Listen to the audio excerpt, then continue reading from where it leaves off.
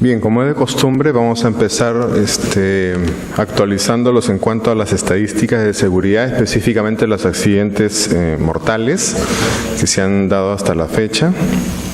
Bien, aquí en el cuadro podemos apreciar, este cuadro está actualizado hasta el 10 de noviembre, según la página web del Ministerio de Energía y Minas, y presenta en total del 2015 26 accidentes con muerte.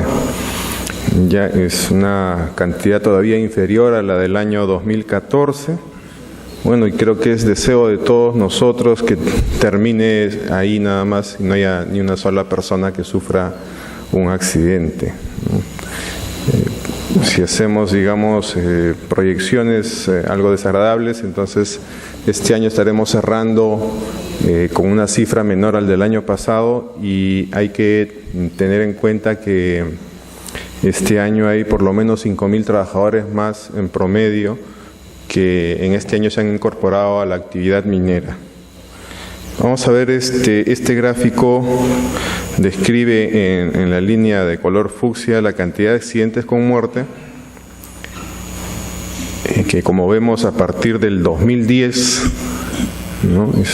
no sé si alguien se acuerda qué pasó el 2010. Porque acá hay un punto de inflexión, el 2010 comienza a caer la curva. ¿Quién se acuerda? A ver, si hay algún especialista en seguridad. ¿Qué pasó? La 055, ¿no? Se hicieron algunas modificaciones y muchos artículos más específicos, más rigurosos, y al parecer ha sido uno de los factores que ha influido para que miren la curva, a partir de ahí disminuyendo la cantidad de accidentes. Pensamos que es una de varias explicaciones que hay.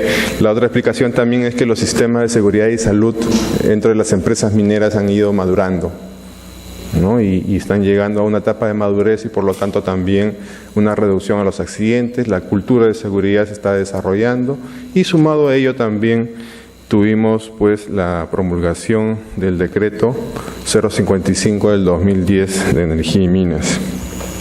Bien, en cuanto a los accidentes por empresa o empresa minera o contratista minero o conexo, vemos que el que presenta mayor cantidad, digamos, en cifras gordas, es los contratistas mineros con 46%, seguidos del titular minero, y los que presentan menos accidentes son las empresas conexas.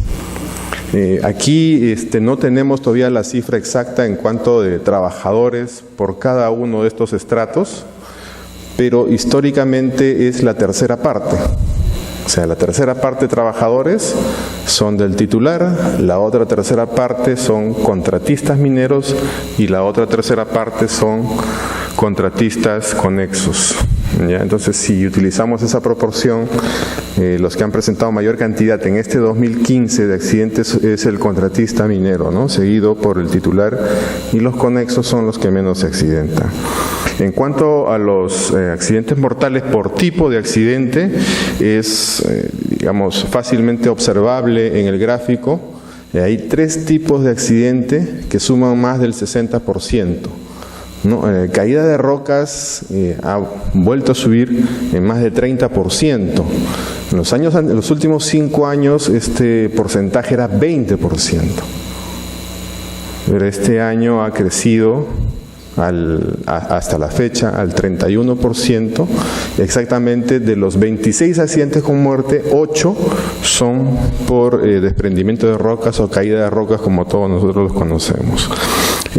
Seguido por 2 tipos de accidentes también que son clásicos, que se presentan desde hace más de 10 años en los primeros lugares, que son caída de personas y los accidentes de tránsito.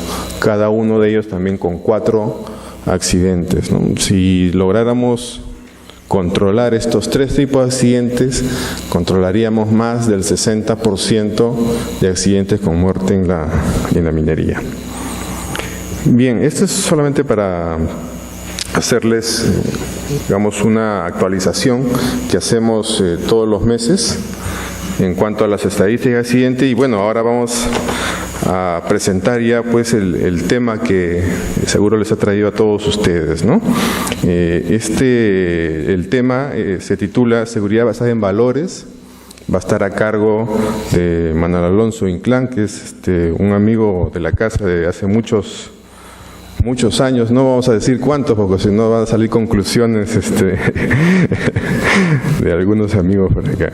Bien, vamos a leer un poco de la trayectoria de nuestro amigo Manuel. Él es ingeniero por la Escuela Superior de Ingeniería del Instituto Politécnico Nacional, ¿no? Tiene estudios de filosofía, control total de la calidad y desarrollo humano por el Instituto Tecnológico de Estudios Superiores de Monterrey, ¿no? Palabra que nos hace recordar el club de Don Barriga, ¿no? Posee un diplomado y nivel de máster en habilidades directivas del siglo XXI con programación neurolingüística, entrenadores en diferentes países de América Latina y 2 veces consecutivas galardonado como el instructor del año en México. Heal Your Life Teacher con certificación internacional avalada por High House Inc. y desde el 2007 es instructor certificado de trainers en inducción de seguridad minera, certificando a más de 500 instructores en minas del Perú, Chile y Argentina. También él ha desarrollado sus habilidades como escritor, instructor y conferencista en temas de liderazgo, creatividad, trabajo en equipo, desarrollo humano, desarrollo gerencial y directivo, planeamiento estratégico, comunicación eficaz, seguridad industrial basada en el comportamiento, entre otros temas. Bien, es un poco extenso, pero vamos a ir conociéndolo y muchos de nosotros los conocemos.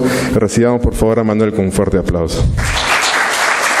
Gracias. Bueno, ¿qué tal? Buenas tardes. La verdad estoy muy contento de estar acá con todos ustedes, con este tema que está causando actualmente pues mucho interés, que es seguridad basada en valores. Ahí está, vamos a ver si esto funciona como debe ser. Ahí está, muy bien. ¿Y se oye también? ¿Sí? Perfecto. Yo prefiero estar acá abajo, que es donde puedo estar más en contacto con las personas, y de esa manera, bueno, creo que vamos a tener unas 4 horas muy amenas. No tanto, ¿verdad? No es tanto tiempo. No es tanto tiempo, pero cuando se habla de comportamiento, cuando se habla de liderazgo, cuando se habla de valores, creo que el tiempo es corto, ¿verdad? Y el día de hoy quiero centrarme en todo eso. Quiero centrarme en esos aspectos importantes que hacen que las cosas sucedan en las empresas. Hemos tenido un año complicado, ¿lo creen así? Sí. Estamos en crisis, el precio de los metales, la contracción de mercados, tantas cosas que están pasando a nivel de la minería que nosotros podríamos haber esperado otro tipo de resultados en materia de seguridad. Sin embargo, no es así. Y antes que otra cosa, pues me encantaría reconocerlo, felicitarlos, porque si hemos tenido esos buenos resultados en materia de seguridad ha sido gracias a todos ustedes, gracias a que se han fajado en serio, gracias a que han tenido siempre en claro lo que es importante en una empresa. Yo sé que muchos de ustedes han tenido que luchar en ese sentido, pero ahí están los números, eso habla del gran trabajo que han hecho y yo quiero reconocerlos por eso. Es más, podemos darnos un fuerte aplauso entre todos, creo que es así. Así que cuando hablamos de crisis, me gustaría centrarlo mejor. La palabra crisis habla de un cambio brusco o una modificación importante en el desarrollo de algún suceso. Y esta puede ser tanto física como simbólica. Por lo tanto, la crisis también es una situación complicada o de escasez. Pero en ningún momento nos habla de que sea una situación imposible. En ningún momento nos habla de que sea una situación insuperable. Situaciones de crisis en todo momento las hemos tenido. La historia nos habla de ello. Por lo tanto, la crisis es algo con lo cual venimos viviendo desde hace mucho tiempo, y eso no es para sentarnos a lamentarnos, no es para sentarnos a pensar que otros tiempos fueron mejores. Al contrario, es tiempo de sacar lo mejor de nosotros, sacar la casta, de sacar adelante nuestras empresas, a nuestra gente y lo mejor de todos nosotros. Pero estos tiempos de cambio, esos tiempos revueltos, esos tiempos tan complicados que se nos presentan en los mercados internacionales, nos llevan a pensar que hay algo dentro de nosotros que no debería de cambiar. Así que para poder ahondar un poquito más en ello, me gustaría presentar un pequeño video que habla de esto. Aquí en el video vamos a ver al doctor Stephen Covey, que murió hace algunos años. Muchos de ustedes lo conocerán y lo recordarán como una de las personas más importantes en el desarrollo del management organizacional. Vamos a verlo con un video que habla de todo esto. Es un video cortito de 5 minutos y con eso vamos a entrar en materia. Bien, vamos a verlo, por favor. Companies that were in existence for 50, 60 years have disappeared off the face of the earth.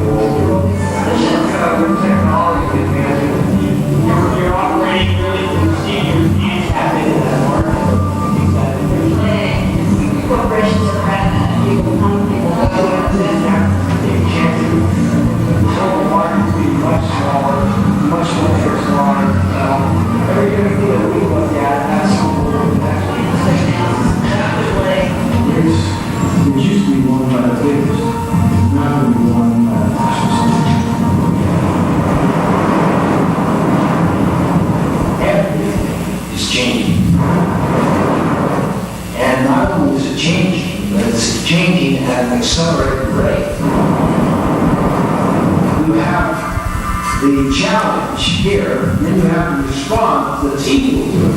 That equals success. Then you have a new challenge up here. The old successful patterns, processes, practices no longer work. Nothing feels like success. It requires an entirely new kind of response. What's the nature of the new challenge today? We're going to what? This constant churning, changing environment. So it necessitates having a response that does not change. I love the analogy of a rowing crew on a beautiful lake that's quiet and classical to illustrate the difference between the nature of the leadership required today compared to the leadership that was required in the past. I mean, in the rowing crew, in a sense, the coxswain would sit in the back of the boat and essentially give out the orders, and the people would adapt, and he would adjust.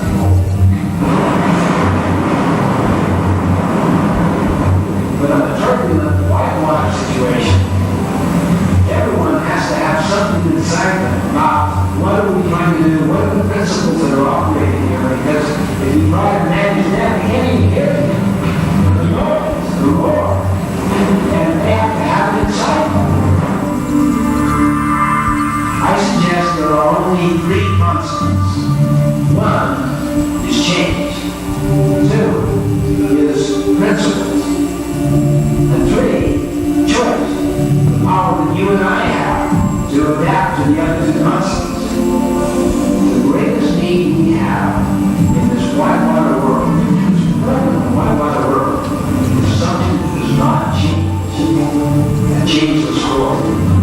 If people have principles at their center, so that it's change the score, it gives them the capacity to deal with the dynamic changes that surround them. That's the whole concept. The nature of leadership today is that the more you can get people committed to a common vision, a common purpose, and a common set of principles, and they already have it inside them, then the leadership work has been done. And that's what the concept, principle-centered leadership is that you get principles into the heart and minds of people, and then into their culture. Then that begins to permeate and affect all other relationships. That's what has permanent strength and viability. So that it gives people at the center of an organization and in the center of their hearts and souls a sense of direction. Muy bien. De acuerdo al video que vimos hace un rato, hay solamente 3 constantes que nosotros debemos de considerar. La primera de ellas es cambio. Y es la primera constante. Paradójicamente, cambio es algo que nunca va a cambiar. El cambio es una constante universal. Estamos inmersos en un proceso de cambio constante. Todo el tiempo estamos cambiando. Las cosas en la minería hace 10 años son muy diferentes a las que son ahora. Y la cosa se va a poner cada vez peor. ¿Por qué? Porque así son los sistemas, porque así son los mercados, porque los retos van creciendo, porque la competencia se está multiplicando, porque cada vez hay más exigencias, más requerimientos, mayor competitividad a nivel internacional. Cada día va a demandar de nosotros ser más capaces, más profesionales de lo que hemos sido en el pasado. Las cosas no solamente van a ponerse peor, sino que van a mantenerse más rápidos, los cambios van a ser más acelerados cada vez. Entonces, ¿de qué manera nosotros tenemos que responder a eso que se nos presenta? Tom Peters, el gran futurólogo empresarial, dice que el conocimiento global se está duplicando cada 40 meses. Es decir, dentro de 40 meses, el mundo va a saber el doble de lo que ahora sabe. Así que ¿a qué velocidad tenemos que aprender? ¿A qué velocidad tenemos que cambiar? ¿A qué velocidad tenemos que capacitarnos? ¿A qué velocidad tenemos que responder? Te compras una computadora ahora y ¿en qué momento seas obsoleta? 6 meses, ¿no? O sea, vienes presumiendo tu iPhone no sé qué y ya salió el otro. O sea, no tienes tiempo ni de disfrutar la tecnología. O sea, así va cambiando. Entonces, una persona que no se prepara, que no se capacita, también puede llegar a la obsolescencia en muy poco tiempo. Así que cambio es algo que no va a cambiar. El otro día leía yo a Tom Peters que decía: todos los días en la sabana africana se despierta un león y una gacela. El león sabe que tiene que correr más rápido que la gacela más lenta si no quiere morir de hambre. La gacela sabe que tiene que correr más rápido que el león más veloz si no quiere morir devorada.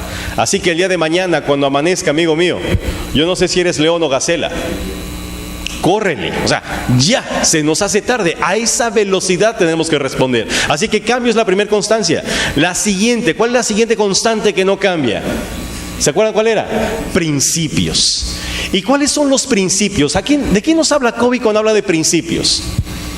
Principios es nuestro faro guía, principio es nuestro GPS personal, principio es el conjunto de elementos que nos ayudan a tomar decisiones con respecto a cómo vamos a hacer frente a los retos que nos presenta este mundo, que cada vez se presenta cada vez más agresivo y cada vez más inesperado.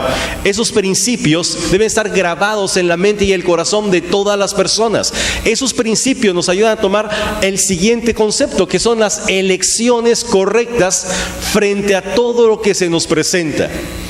Esa brújula interna que no debe de cambiar, sin importar cómo se presente en nuestro entorno, sin importar cómo se presente el mundo, sin importar cómo se presente el mercado, hay algo que jamás va a cambiar y hay algo que seguirá siendo importante y hay algo que siempre deberemos de cuidar, y ese algo que no va a cambiar, ¿qué cosa es? La seguridad y la salud de cada una de las personas que colaboran en nuestra organización. Eso no va a cambiar, cambiarán otras cosas. Tendremos mayores exigencias, nos exigirán hacer las cosas más rápido, con menores recursos, pero la seguridad de la gente siempre será un factor importante por el cual tú y yo tenemos que velar permanentemente. ¿Por qué razón? Porque es lo más importante, porque no hay nada más importante en una organización que la vida de las personas, porque la verdadera razón por la que se crea una empresa es para el bienestar de su gente, para llevar riqueza, para llevar prosperidad. Para eso se crean las organizaciones. Por lo tanto, siempre será la salud de la gente, la seguridad de las personas, el factor más importante que tenemos que cuidar. ¿Y cuáles son las elecciones que debemos hacer en tiempos de crisis? En tiempos de crisis, lo mejor que podemos hacer es fomentar la cultura de nuestra empresa. La mejor estrategia que tú y yo podemos nosotros empezar a adoptar en este momento, en tiempos de crisis y en cualquier otro, siempre será fortalecer la cultura organizacional, permanentemente, porque solamente con empresas más fuertes podemos hacer frente con mayor eficacia los retos que nos presenta un mercado cada vez más inestable, porque los retos de la nueva competencia exigen empresas de clase mundial, y una empresa de clase mundial solamente se forma con una fuerte cultura organizacional, una fuerte cultura organizacional compuesta por personas de clase mundial, nada más. Me lo han oído decir en muchos foros y siempre lo repetiré: una empresa de clase mundial solamente se forma con personas de clase mundial, nada más. Por eso la estrategia de las estrategias será la cultura. Y bueno, amigos, sabemos que en una empresa hay dos tipos de cultura. La primera cultura es la que nosotros vemos establecida en nuestra política de calidad, ¿verdad? La que descansa sobre las paredes de nuestra oficina, la que nosotros de alguna manera auditamos cuando llegan los procesos de auditoría, decimos, esta es la visión, los valores, la cultura de la empresa. Sí, pero esa es la que nosotros establecemos. Pero hay otra cultura muy importante y es la que realmente practicamos. Yo puedo decir que en una empresa hay dos tipos de cultura. Una, la que nosotros presumimos, y otra, la que realmente practicamos. Pero ¿cuál es nuestra labor como líderes organizacionales? ¿Cuál es la tarea que tú y yo tenemos frente a esta situación? La tarea es procurar todos los días, de todas las formas, que la brecha que existe entre ambas culturas sea cada vez más estrecha, más estrecha, más estrecha, más estrecha. Lo que tú y yo, la tarea que tú y realmente tenemos es esa. A través de nuestro liderazgo, asegurarnos que lo que decimos sea cada vez más cercano a lo que hacemos. Y eso, amigo mío, nos lleva a la tan ansiada congruencia organizacional. Y la congruencia organizacional hace una empresa grande. La congruencia organizacional hace una empresa fuerte. La congruencia organizacional hace una empresa estable. Una empresa que puede enfrentar de una manera más eficaz los embates de la nueva competencia. Y eso solamente se consigue con algo muy importante, y es la ética organizacional. Y cuando hablamos de ética, ¿a qué nos referimos, amigos? ¿Cuándo decimos que una persona es ética?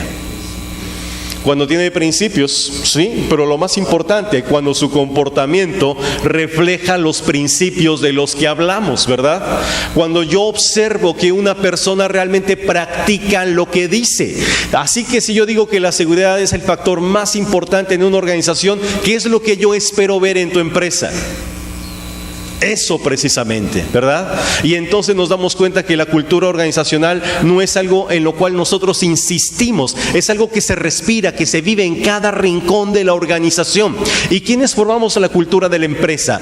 Todos formamos parte de la cultura de la empresa, todos hacemos la cultura, pero siempre he sostenido que son los líderes organizacionales los encargados de darle forma a esa cultura, a través de nuestro ejemplo, a través de lo que promovemos, a través de lo que sancionamos, a través de nuestro discurso, a través de lo que hacemos, de las decisiones que tomamos todos los días. Estamos modificando la cultura organizacional. Por lo tanto, la cultura solamente es el reflejo de los líderes. El otro día me decía una persona de recursos humanos de una mina de cuyo nombre no quiero acordarme. Me decía, Manuel, no te vayas a asustar, pero aquí no hay cultura. Le digo, mira, sí hay cultura. Que no te guste es otra cosa, pero siempre hay una cultura. Así que siempre pregúntate, ¿la cultura que respiramos en nuestra empresa es la cultura que realmente me gustaría tener? ¿Hay algo más que podríamos hacer para que la cultura sea reforzada, para que realmente nosotros alcancemos ese nivel que tanto esperamos? Cuando hablamos de seguridad en una organización, hablamos de niveles de madurez. Y esta gráfica seguramente ustedes la conocen muy bien. Pasamos de niveles inmaduros en una organización hasta llegar a niveles de madurez organizacional que nos permiten tomar decisiones correctas, elecciones apropiadas basadas en principios. Iniciamos desde un estado completamente inmaduro, donde la seguridad es dependiente, donde el paradigma es tú me cuidas a mí, donde si algo me pasa será responsabilidad del supervisor, será responsabilidad de la gerencia, será responsabilidad de la empresa, y es una seguridad donde la persona depende de otras personas. Es un nivel completamente inmaduro, porque para poder avanzar a una estructura madura nosotros tenemos que aumentar el nivel de conciencia organizacional, llegar a la independencia, la seguridad independiente, donde yo entiendo que la seguridad depende de mí, depende de los procedimientos que yo aplico, depende de los equipos de protección que yo uso, depende del autocuidado, depende de muchos factores que están en mis manos para poder regresar sano y salvo a casa. Pero el nivel que tú y yo estamos buscando es un nivel de madurez mucho más elevado, madurez que nos habla de la interdependencia. La seguridad interdependiente es el paradigma donde todos nos cuidamos a todos, donde yo soy responsable de mi seguridad, pero también soy responsable de la seguridad de mis compañeros.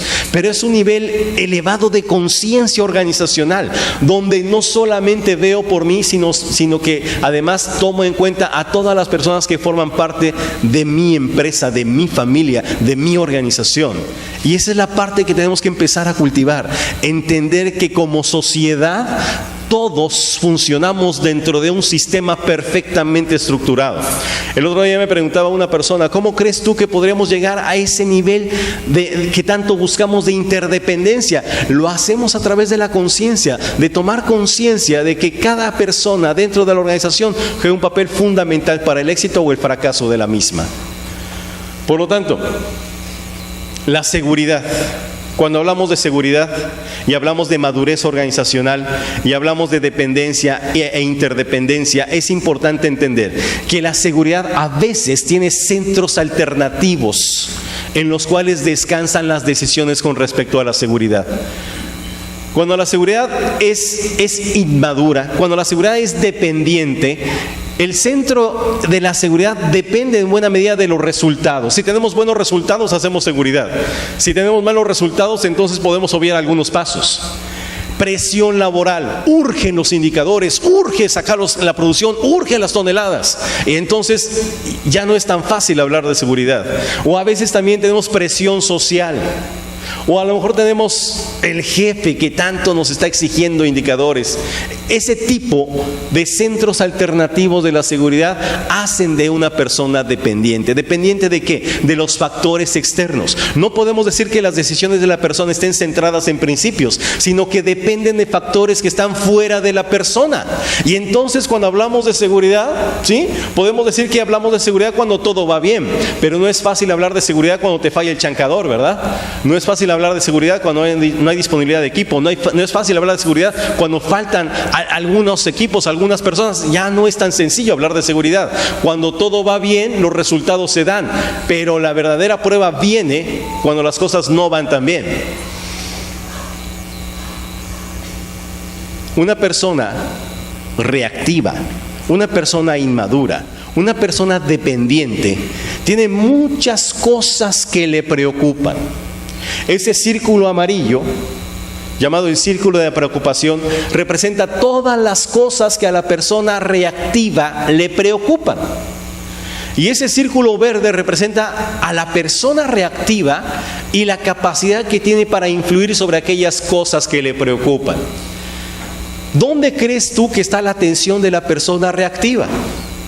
Obviamente en los problemas, obviamente en las situaciones externas, obviamente en lo que está afuera de ella. Y lo que está afuera de la persona ejerce una presión sobre la persona que lo obligan a depender de factores externos. Y entonces lo presiona el jefe, lo presiona la producción, lo presiona los indicadores, lo presionan sus compañeros, lo presiona el supervisor, lo presiona un montón de cosas. Y por si eso fuera poco, también tiene presiones fuera de la empresa, ¿no? Lo presiona a la mujer, lo presiona la renta, lo presiona la pareja, lo presiona a los hijos, lo presiona a la otra renta que tiene que pagar. O sea, hay muchas cosas que presionan a la persona reactiva. Para que la persona reactiva pudiera estar más tranquila, algo acá afuera tendría que desaparecer. Tendría que desaparecer la presión por producción, tendría que desaparecer la presión que ejerce mi jefe, tendría que desaparecer algunas cosas, cosa que no va a pasar. Por lo tanto, la persona reactiva depende de lo que está afuera de ella. Una persona reactiva no tiene poder. Una persona sin poder es una persona insegura. Una persona sin poder actúa sin pensar. Una persona sin poder tiene una mala actitud. Una persona sin poder se distrae. Una persona sin poder no es responsable. Una persona sin poder se queja. Una persona sin poder critica. Una persona sin poder es víctima de lo que pasa fuera de ella.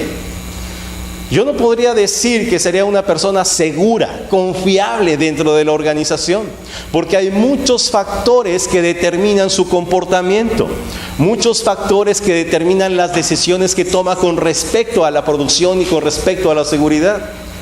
Por lo tanto, una persona que es víctima, la seguridad reactiva, que es la seguridad que practican las personas víctimas, son personas que no tienen la libertad interior de elegir. De ese tercer aspecto que marcaba COVID, que son los factores importantes, la elección que nosotros hacemos con respecto a nuestro comportamiento no depende de algo interno, depende de algo externo. Por lo tanto, la persona víctima, la persona reactiva, simplemente escapa de aquello que no sabe controlar, o enfrenta las cosas pero sin pensar, o se bloquea, ¿verdad?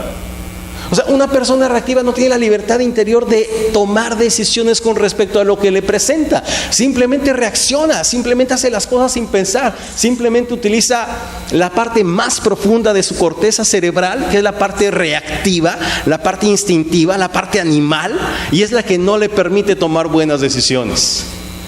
Siempre pongo este ejemplo. Imagínate que tú vas caminando por la calle y te encuentras un perro y se te ocurre fastidiarlo. Llega, pum, le pegas una patada. O sea, pueden pasar dos cosas: que el perro se asuste y se vaya, o que el perro se levante y te muerda. O sea, el perro no se va a quedar pensando, ¿por qué la mala actitud de este pato? O sea, no. O sea, el perro va a actuar dependiendo de su instinto más profundo. De la misma manera, la persona reactiva solamente reacciona. Una persona que reacciona no es responsable.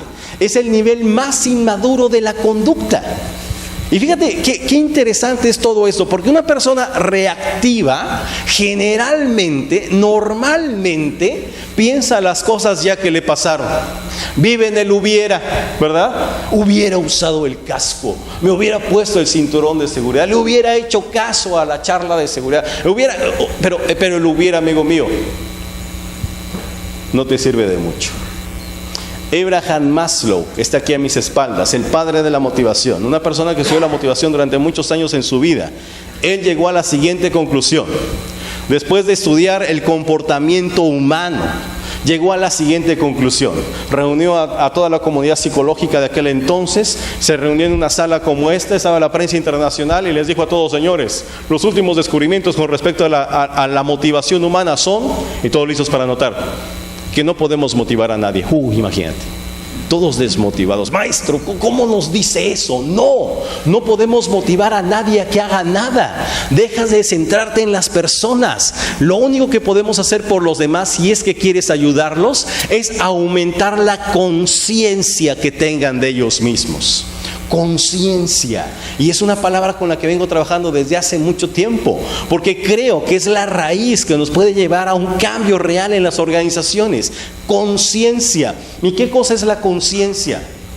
Es darnos cuenta, salir del sueño colectivo, hacer a un lado la rutina, despertar. Es tomar en cuenta lo que está pasando, las consecuencias de nuestros actos, la manera como nosotros estamos generando resultados y la razón por la cual lo hacemos. Una persona consciente obedece a otro nivel de comportamiento. Una persona consciente también tiene cosas que le preocupan. Pero ¿dónde crees que está su atención? ¿En los problemas? No. Una persona consciente, su atención está en la manera como puede influir en esos problemas. Por lo tanto, una persona consciente ha decidido crecer en influencia. Así que todo aquello que antes lo presionaba, ahora la persona consciente al revés, presiona. Y ahora es el que toma decisiones, ahora es el que hace, ahora es el que se sacude la presión, ahora es el que empieza a mover todo su entorno. Ahora no son las circunstancias las que lo modifican, es él el que modifica las circunstancias. Por lo tanto, empieza a ser una persona con poder. Y una persona con poder es una persona confiable. Una persona con poder es una persona que piensa las cosas antes de actuar. Es una persona que está siempre disponible para poner un granito más, para echar la mano a sus compañeros. Una persona con poder es una persona que se concentra. Es una persona responsable. Es una persona que no se queja, que no critica. Es un protagonista, no una víctima.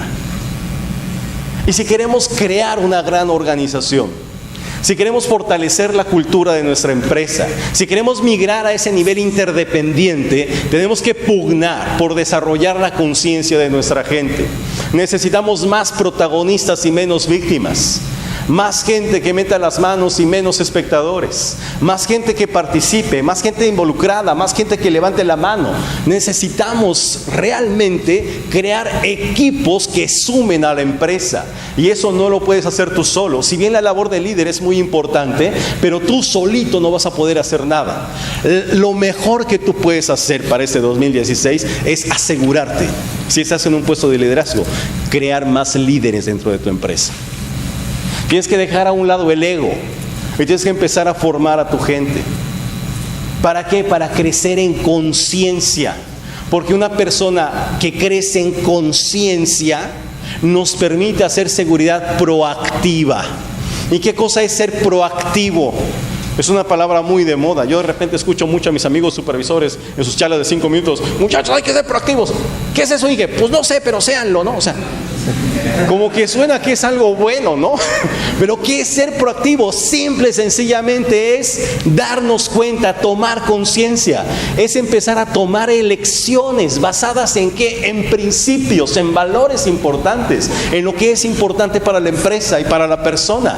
Cuando una persona toma conciencia, ya tiene la capacidad de tomar elecciones. Ya no solamente reacciona, no se bloquea, no ataca, no, sino que se sienta a pensar. Y entonces una persona que tiene la posibilidad de elegir es autoconsciente, plena conocedora de sus fortalezas y debilidades. Si puede hacer algo, lo hace; si no puede, no lo hace. Ejerce su derecho a negarse a realizar una tarea si no se cumplen las medidas de seguridad.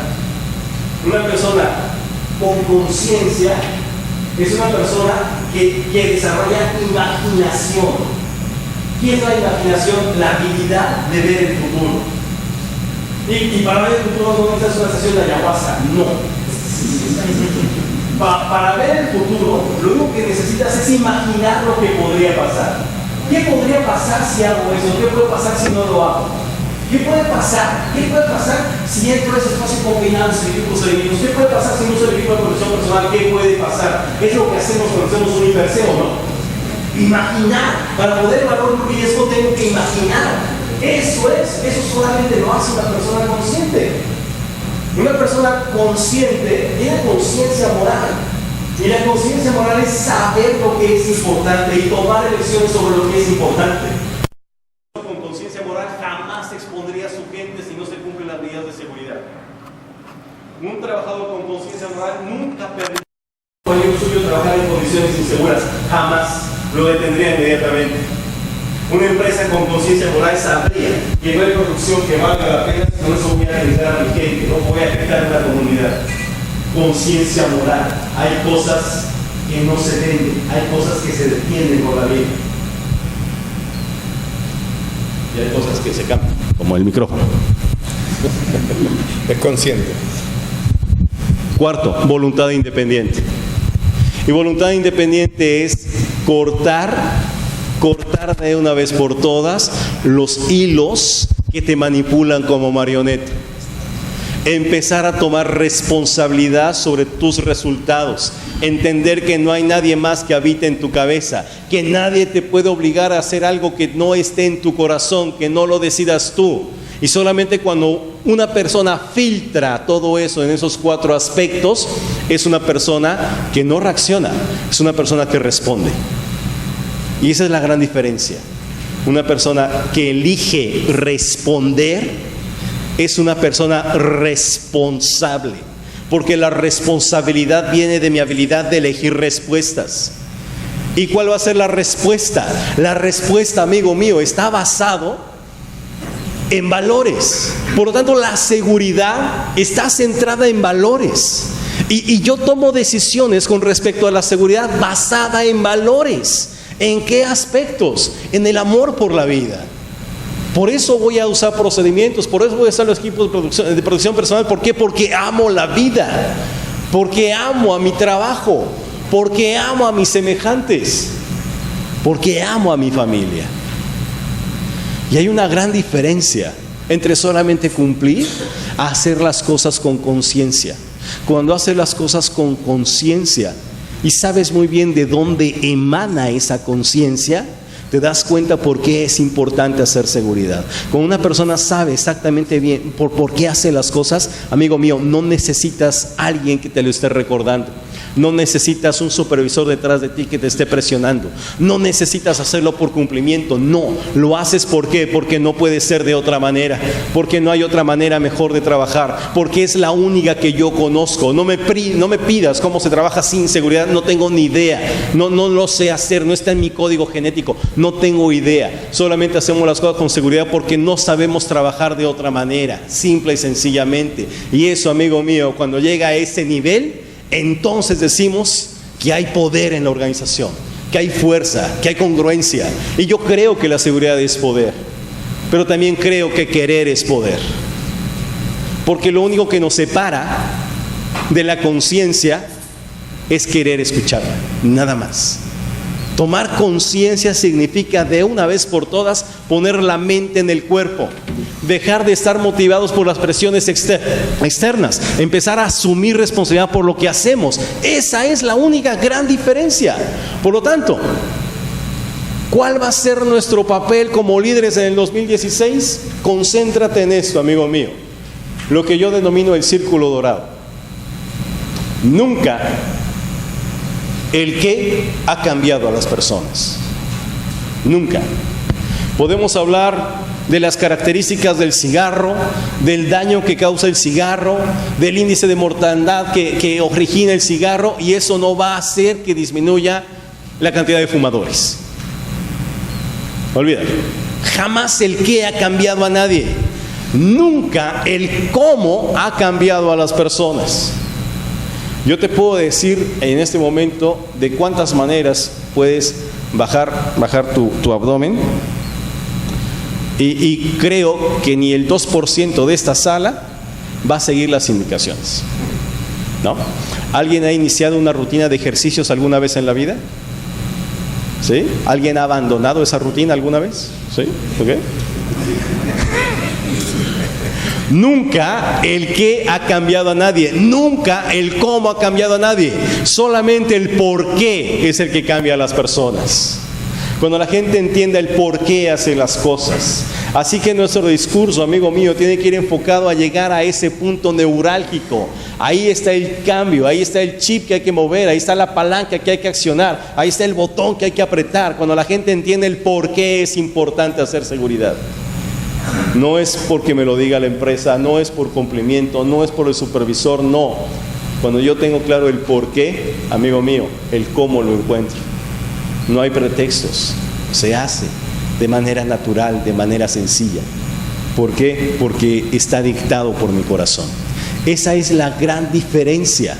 Así que la chispa que enciende el cambio conductual es la modificación de creencias, valores y conductas de los líderes de la organización. Así que deja de pensar en las personas y empieza a pensar en ti. La gente no necesita los que necesitan cambiar son los líderes, porque la gente solamente es tu reflejo, porque lo que ves allá afuera solamente es el reflejo de lo que tú haces. Si tú en ese momento te miras al espejo y no te gusta lo que ves, ¿qué haces? ¿Cambias el espejo? No. ¿Qué haces? Cambias tú. Cambias tú. Si no te gusta lo que estás viendo allá afuera, tenemos que empezar a cambiar nuestro liderazgo, tenemos que empezar a cambiar nuestra actitud, tenemos que ser más congruentes. Sea usted mismo el cambio que quiera ver en el mundo, rezaba Mohandas Karamchand Gandhi. Alma grande, le decían sus discípulos, Mahatma. Sea usted mismo el cambio que quiera ver. ¿Qué te gustaría ver? Mayor responsabilidad, tienes que ser tú más responsable. ¿Qué te gustaría ver? Mayor compromiso, tienes que ser el más comprometido. ¿Qué te gustaría ver? Más entusiasmo, tienes que ser el más entusiasta. ¿Por qué? Porque el liderazgo solamente se da por reflejo. El liderazgo solamente es el efecto que causa tu comportamiento, tu actitud y tu conducta en tu entorno, nada más. La gente solamente es tu reflejo. Por lo tanto, a donde tienen que dirigirse las miradas es al líder, siempre. Tener ese liderazgo visible en la organización. ¿Han escuchado hablar de eso? ¿Sí? ¿Cuántos de aquí son líderes en la empresa? A ver. Sí, a ver, no les vamos a cobrar más. A ver, levanten la mano, sin miedo. Okay. Me encanta, porque cuando yo digo liderazgo, hay gente que se relaja y dice, qué bueno, ya van a hablar de mi jefe. No voy a hablar de tu jefe, fíjate. No, cuando hablo de liderazgo, hablo de ti. ¿Por qué? Porque es la única manera como podemos gestar un cambio real en una empresa. creando líderes, asumiendo el rol, siendo nosotros responsables del cambio organizacional. Pero no es que te veas como un Napoleón Bonaparte a bordo de tu corcel blanco surcando los Alpes franceses, no. O que te veas como un Leónidas al frente de tus 300 guerreros, no. O como un William Wallace luchando por la libertad de Escocia, no. Liderazgo visible es que tu filosofía, tu esencia, se encuentre en el área de trabajo, estés o no estés. ¿Cuándo hay liderazgo visible? Hay liderazgo visible cuando el líder comparte su visión y motiva a su gente para avanzar hacia ella. Cuando compartimos lo que estamos esperando, lo que queremos lograr en materia de seguridad, en materia de productividad, lo que queremos lograr. Cuando compartes la visión, la gente está vinculada a una aspiración común, como diría Peter Senge.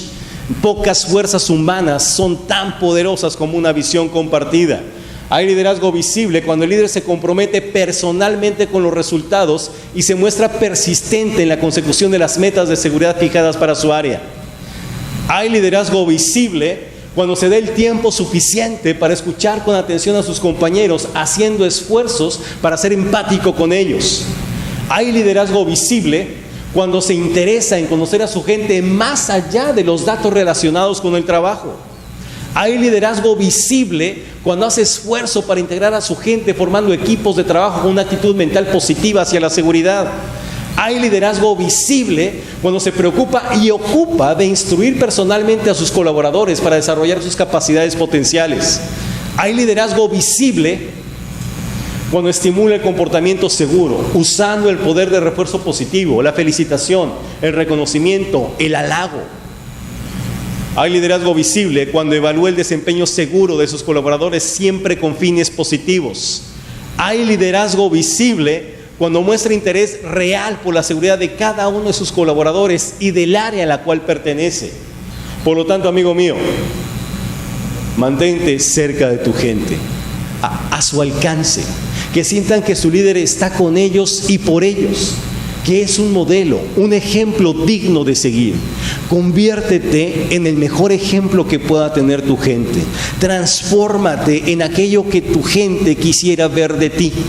Conviértete en aquel líder que siempre quisiste tener, y entonces los cambios no se dejarán esperar. Cuando hablamos de liderazgo, amigo mío, no se trata de lo que sucede cuando tú estás. No. Cuando hablamos de liderazgo, se trata de lo que sucede cuando tú no estás. Es ahí donde realmente vemos la esencia del liderazgo. Ese es el liderazgo visible. Tu esencia, tu filosofía tiene que estar ahí. ¿Cuántos de aquí tienen hijos? Levanten su mano. Reconocidos, ok.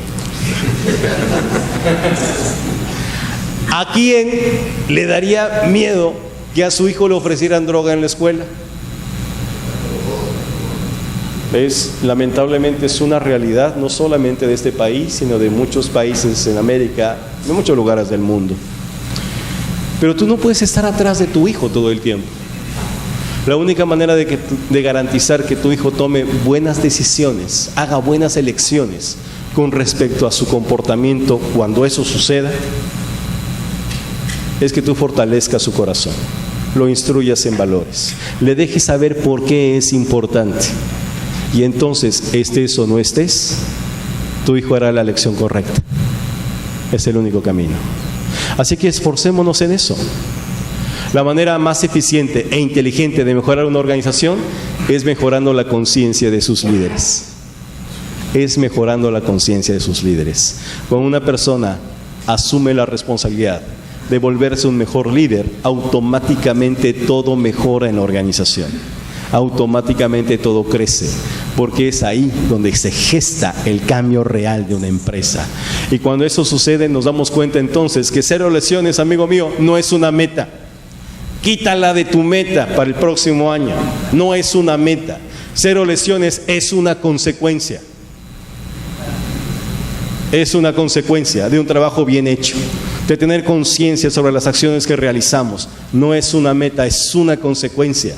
Por lo tanto, amigo mío, no es lo mismo trabajar para lograr 0 accidentes que trabajar para crear una cultura de seguridad. No es lo mismo, nunca será lo mismo, jamás será lo mismo.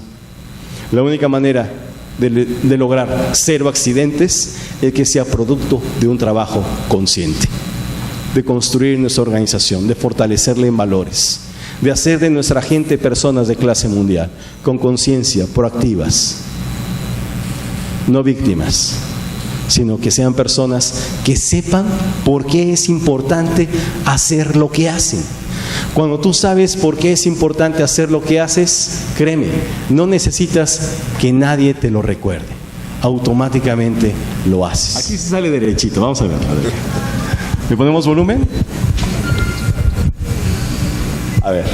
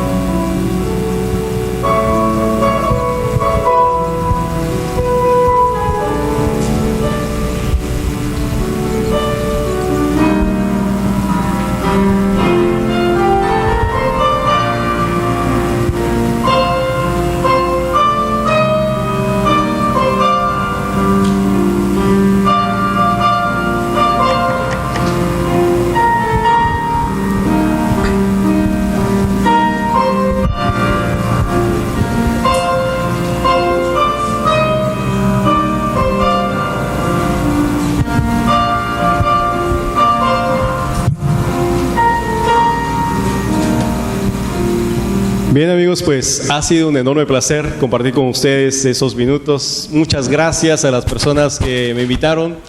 De verdad, ha sido un enorme gusto y muchísimas gracias por su atención. Que Dios los bendiga y nos vemos muy pronto. Gracias. Y muchas gracias, Manuel, la presentación. Vamos a seguir la misma mecánica todos los jueves de seguridad. Las personas que deseen hacer alguna pregunta, levanten la mano y por favor la pregunta concisa. La señorita que está a mi izquierda les va a pasar el micrófono. Manuel, acá, por favor, acompáñame. Gracias.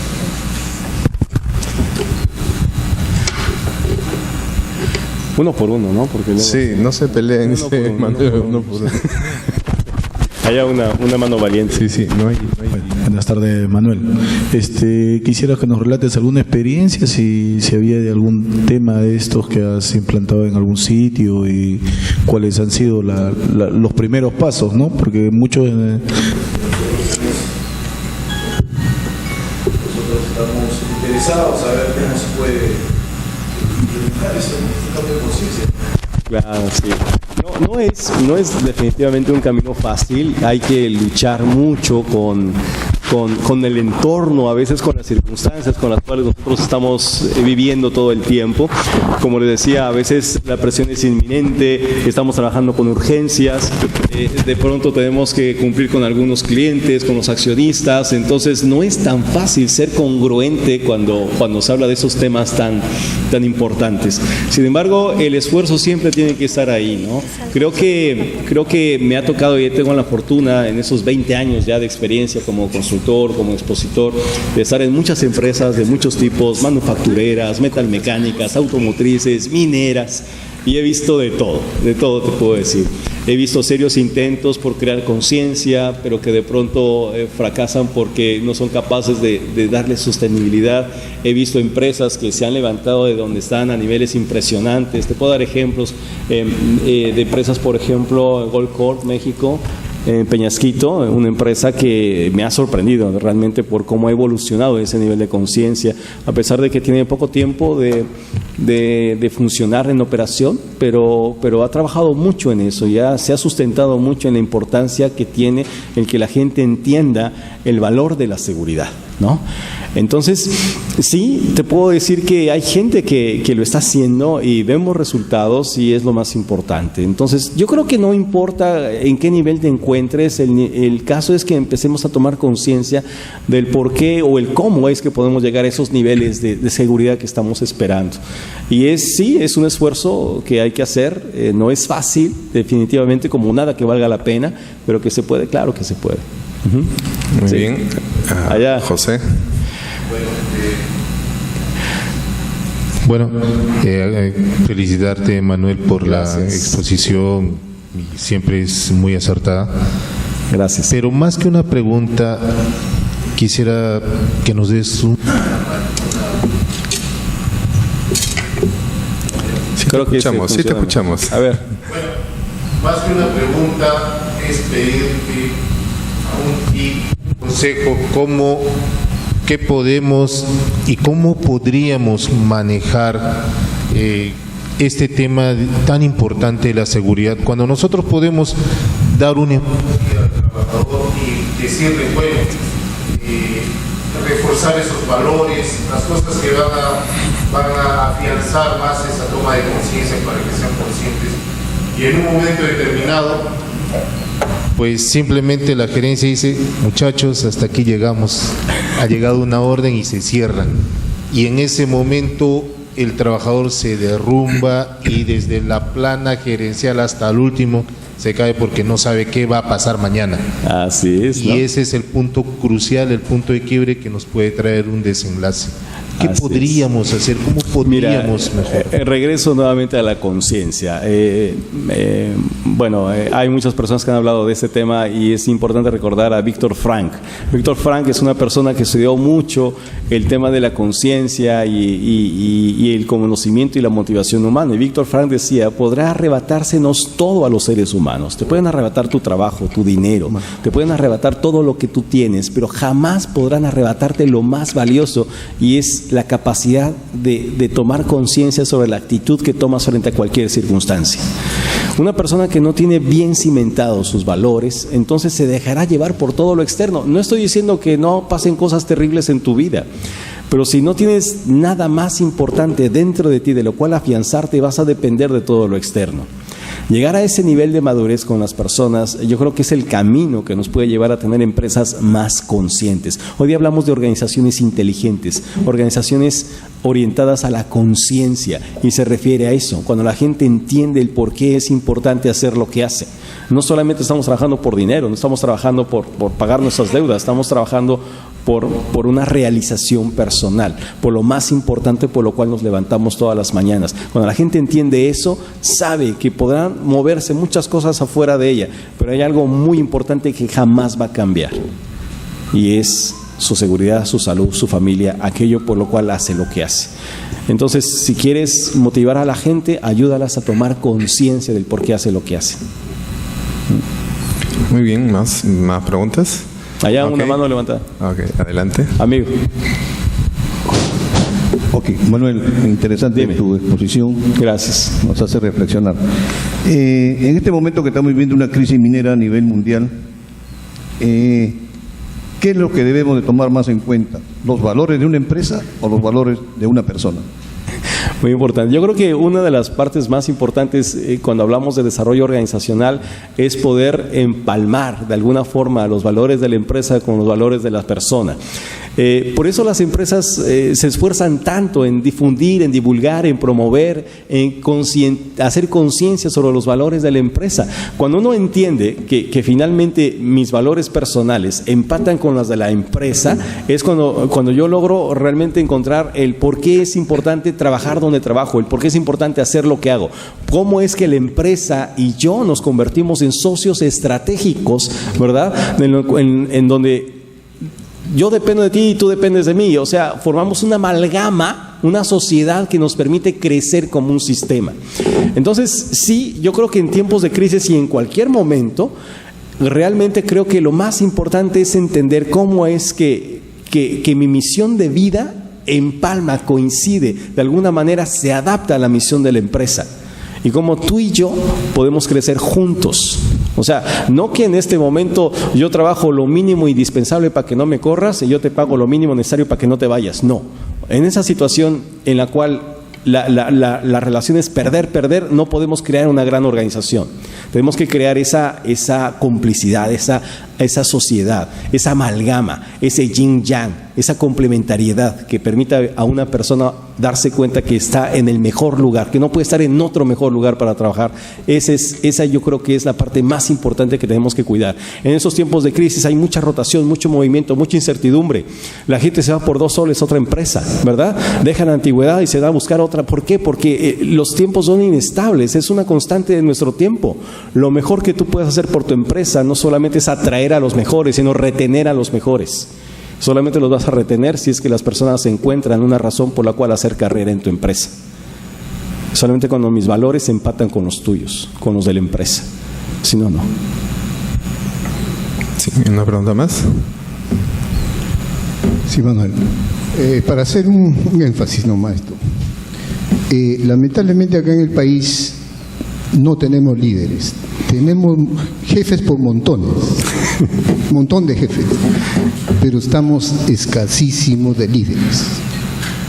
Y tenemos jefes inclusive sin valores, que no quieren cambiar sus conductas, no quieren cambiar nada. Entonces, ¿qué podemos nosotros esperar de nuestros trabajadores? Como tú dices, el trabajador es el reflejo de los líderes. Si tenemos un líder sin valores, un líder que no cambia su forma de ser ni su manera de ser, entonces no esperemos nada de nuestros trabajadores y tampoco no echemos la culpa a los trabajadores. Así es, exactamente. Sí, no es ni pregunta, sino yo creo que hacer énfasis en todo esto, y es el corolario, es la cereza encima de la torta, es entender que el cambio no viene de la gente, sino viene de los líderes, que somos los que moldeamos la cultura de la empresa. Ahí está. Sí, hay una persona más por acá que levantó la mano. ¿Allá sí, una persona? Se animaron al final a levantar la mano, parece. Muy bien, adelante. A ver. Buenas noches. Buenas noches. Muy excelente tu Muchas gracias. presentación, en verdad. Gracias. Más que una pregunta, dime. Es un reforzamiento. Bueno, es una forma de organizacionalmente de indicar que dentro de la política de una empresa debe incluir bastante el tema de los valores, sí, y hacer entender eso. Nosotros estamos haciendo un programa similar al que has expuesto, es Heart and Mind, cuerpo y mente. Bien. Y está resultando muy bien porque el tema del liderazgo va desde la parte gerencial. Inclusive hemos tenido, se podría decir, el honor de tener un CEO en un proyecto muy pequeño haciendo una caminata gerencial de seguridad. Genial. Y eso hace mucho, camina mucho a la gente, ¿no? Hace cambiar todo el ámbito de seguridad, porque la seguridad no solamente deben hacer los trabajadores, así es, sino todo el sistema organizacional. Así es. Muy buena su exposición. Muchas gracias. Lo mejor que podemos hacer por nuestra gente es darles mejores líderes. Es lo mejor que podemos hacer, ser buenos ejemplos. Es lo único que la gente necesita, buenos líderes. Lo demás ya está hecho, porque creamos los contextos, los entornos. El otro día leí ahí un artículo en una revista, en un avión, que decía: la fuerza del cocodrilo está en el agua. Y bueno, yo me quedé pensando en esa frase. Sin leer el artículo quise articular y quise pensar a qué se refería. Y sí, efectivamente, la fuerza del cocodrilo está en el agua. Si tú sacas al cocodrilo del agua, o sea, no deja de ser un animal peligroso, pero puedes escapar. O sea, patas cortas, alargado, pesado. O sea, en una carrera de 100 metros le ganas, ¿no? Pero a ver, métete al agua. Es una máquina asesina, es letal, o sea, es infalible. Entonces creo que la fuerza del cocodrilo está en el agua, y creo que la fuerza de nuestra gente está en el entorno, en el contexto que creamos para que la gente pueda desarrollarse, pueda desenvolverse. Más que la persona, es el contexto. Cuando yo logro crear el contexto correcto para que se libere la creatividad, la exposición de ideas, para que la gente opine, proponga, para que la gente se sienta libre, comunique, participe, yo creo que podemos tener mejores personas. Manuel, hemos escuchado durante tu exposición y algunas preguntas también la famosa palabra crisis, ¿no? Y parece que esta palabra se va a institucionalizar en esta época. El otro día yo leí un artículo en una revista de Harvard, me parece, y hablaba sobre el tiempo de vida de las empresas, ¿no? Decía, hasta los años 80 las empresas vivían entre 50 y 60 años, ¿no? Que era la época en que, bueno, se iniciaban, tenían una época de crecimiento, de madurez, y luego caían, ¿no? Y según esta revista, habían hecho las encuestas y los cálculos para el tiempo de vida de una empresa actual, ¿no? ¿Cuánto creen que fue el resultado? Bueno, el resultado decía que las empresas de ahora más o menos viven 8 años, ¿no? 8 años, porque el cambio ahora es intenso, ¿no? Hay muchos paradigmas que se han caído, ¿no? Desde la forma de las computadoras, las tablets, los teléfonos, los programas de televisión, ¿no? Ahora esto es guerra, domina la audiencia, ¿no? Cuando hace otros años no había, ¿no? Entonces, lo que tú nos has dicho ahora del esfuerzo, del preocuparse por uno mismo, por las personas, desarrollarse y aprender rápido, ¿no? Pusiste el ejemplo del león y la gacela, ¿no? Incluso algunos dicen que tú tienes que correr, si eres gacela, más rápido que la gacela más lenta. Claro. No necesitas ganarle al león, ¿no? No tienes que ganarle a la gacela más lenta. Entonces, estamos en una época de cambios, y posiblemente la palabra crisis va a ir apareciendo con mayor frecuencia, ¿no? Crisis económica, crisis de los metales, los paradigmas se rompen, ¿no? ¿Quién hace 5 años iba a pensar que el oro iba a costar casi la mitad de lo que cuesta ahora? Ni el mejor economista, ni el mejor minero del mundo. Entonces, el futuro también es incierto. Entonces, tenemos que prepararnos para eso. Un mensaje final, Manuel, por favor. En mi cultura, en México, bueno, los más conocidos son los aztecas, y bueno, los mayas se hicieron famosos en el 2012, ¿no? Y entonces todo el mundo hablaba de los mayas. Y sí, los mayas de alguna manera predijeron el fin, no del mundo, sino de su era cósmica. Aquí voy a reivindicar a los mayas. Entonces, sí, muchos ya se dieron cuenta que se equivocaron los mayas, ¿no? Pero no es que se hayan equivocado. Ellos marcaban el inicio o la finalización de una era para el comienzo de otra. Y los mayas hablaban de crisis. Fíjate muy bien, los mayas decían, crisis es el punto exacto en el momento en el cual lo viejo no ha acabado de morir y lo nuevo no ha acabado de nacer.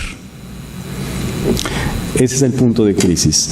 Cuando soltamos lo anterior, cuando empezamos a darnos cuenta que esos viejos tiempos no llegarán más, darnos cuenta que nada fracasa tanto como el éxito pasado, que las respuestas que ya te sabías ya no sirven de nada porque han cambiado las preguntas. Mientras más pronto te deshagas de todo eso y empieces a aprender, a incorporar cosas nuevas, empieces a desafiarte, empieces a explorar, empieces a a entrenarte, empieces a crecer y evolucionar, en esa medida podrás superar no solamente esta, sino cualquier otra crisis que al final de los tiempos solamente se trata de una mera ilusión. ¿O es crisis o oportunidad? Bueno, decían los chinos, y por eso no utilicé eso. Antes decían que crisis, los chinos utilizaban dos símbolos. Uno que era oportunidad, uno que era peligro y otro era oportunidad. ¿Por qué no lo dije aquí? Porque me enteré hace poco que no es cierto, que eso fue algo que dijo John F. Kennedy, que todo el mundo le creyó en su momento, pero que no es así.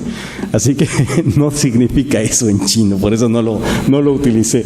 Pero es cierto, o sea, creo que una crisis siempre nos da una oportunidad para crecer, para cambiar, para evolucionar, y de eso se trata.